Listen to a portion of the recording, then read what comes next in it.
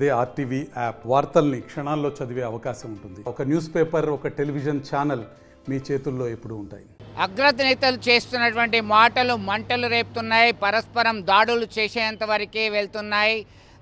ప్రియాంక గాంధీ బుగ్గల్లాగా రోడ్లను తీర్చిదిద్దామన్నటువంటి బిదూరి చేసినటువంటి వ్యాఖ్యలను నిరసిస్తూ కాంగ్రెస్ పార్టీ శ్రేణులు ఆందోళనకు దిగుతున్నారు. ఇది దేశవ్యాప్తంగా ఆందోళన చేస్తున్నటువంటి పరిస్థితి. తాజాగా హైదరాబాద్లోని భారతీయ జనతా పార్టీ కార్యాలయం మీద కాంగ్రెస్ కార్యకర్తలు నేతలు చేసినటువంటి దాడిని తిప్పికొడుతూ అంతే ఘాటుగా స్పందించారు భారతీయ జనతా పార్టీకి చెందినటువంటి నేతలు, కార్యకర్తలు. శక అనేది కరీంనగర్ జిల్లాకు వ్యాప్తి చెందిందని చెప్పుకోవచ్చు. కరీంనగర్లో సైతం కాంగ్రెస్ పార్టీల తీరును, నేతల తీరును నిరసిస్తూ భారతీయ జనతా పార్టీ నేతలు, కార్యకర్తలు రోడ్డు మీద బైఠాయించారు. కాంగ్రెస్ పార్టీ కార్యాలయంపై దాడి చేయడానికి ప్రయత్నం చేశారు. దీంతో పోలీసులు అడ్డుకున్నారు. దీనికి నిరసనగా పరస్పరం ఆరోపణలు, ప్రత్యారోపణలు చేస్తూ పరస్పర దాడులకి ప్రయత్నం చేయడం జరిగింది. పోలీసులకి ఈ వ్యవహారం తలనొప్పిగా మారింది. మొత్తం మీద రెండు జాతీయ పార్టీలకు సంబంధించినటువంటి నేతలు, కార్యకర్తలు వ్యవహరిస్తున్నటువంటి తీరు ఇట్లా ఉండడం ఏంటి అని చెప్పి ప్రశ్నిస్తున్నారు స్థానికులు. ఇది సరైనది కాదు. ప్రజాస్వామ్యంలో ఖచ్చితంగా ఇతరుల మనోభావాలకి అడ్డంకి కలగకుండా, ఎవరు ఇబ్బంది కలగకుండా వారు కామెంట్ చేయొచ్చు. అయితే వారిని వ్యక్తిగతంగా టార్గెట్ చేస్తూ దూషించడం ఏంటి అని చెప్పేసి ఆరోపిస్తున్నటువంటి పరిస్థితి.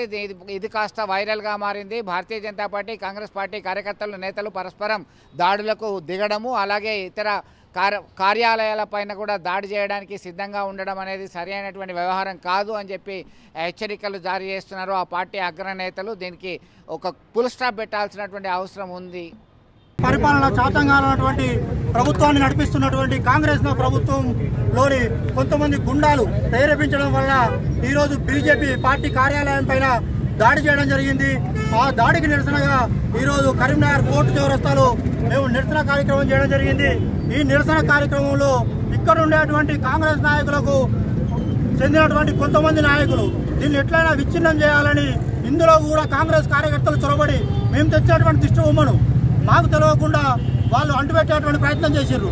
దాన్ని సమర్థిస్తున్నటువంటి ఇక్కడ ఉన్నటువంటి కొంతమంది అధికారులు దాన్ని గ్రహించి మా కార్యకర్తలు వెంటనే విడుదల చేయాలి, లేకుంటే రానున్న రోజుల్లో ఈ కాంగ్రెస్ పద్మనారులు ఉన్నటువంటి కాంగ్రెస్ భవనాన్ని ఈరోజు గంట రేపల్లో వదిలిపెట్టలేదు ఉంటే మా రాష్ట్ర పార్టీ నాయకులతో ఆలోచించి అవసరమైతే గాంధీ భవన్ ఇక్కడ ఉండేటువంటి కాంగ్రెస్ ఆఫీసునైనా ముట్టడిస్తాం.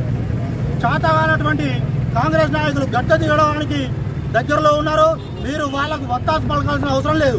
కేవలం ఈరోజు ప్రభుత్వాన్ని నడపాలని చాతగానటువంటి కాంగ్రెస్ నాయకులు తెలంగాణలో అధికారంలోకి రాకముందు ప్రజలకు ఇవ్విస్తామని మోసం చేసినటువంటి నాయకులు కేవలం ప్రజల మూడును డైవర్ట్ చేసేందుకే ఏదో ఒక ఇష్యూ ప్రభుత్వం ఏం చేస్తామని చెప్పుకోలేక ఏం చేయలేనటువంటి నాయకులు ప్రజల మైండ్ సెట్ను, ప్రజల మూడును డైవర్ట్ చేసేందుకే ఇలాంటి కార్యక్రమాలు, ఇలాంటి కొంతమంది రౌడీలను కాంగ్రెస్ నాయకులు పెంచి పోషించి ఈ రెండు నెలల నుంచి జరుగుతున్నటువంటి ఇష్యూలు మొత్తం కేవలం పరిపాలన చేత కాకుండా రైతులకు రుణమాఫీ కానీ, నిరుద్యోగులకు ఇచ్చినటువంటి హామీలు కానీ, తులం బంగారం కానీ, పెళ్లి అయ్యే వాళ్లకు ₹1,00,000 దాదాపుగా 50 నుంచి 55 మంది చనిపోయారు.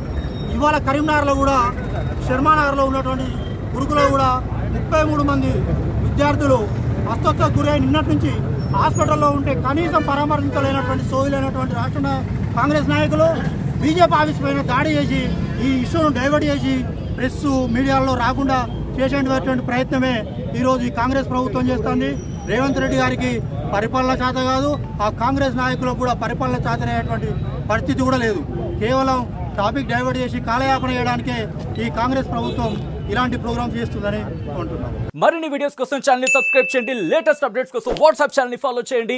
అండ్ లింక్ డిస్క్రిప్షన్ లో ఉంది.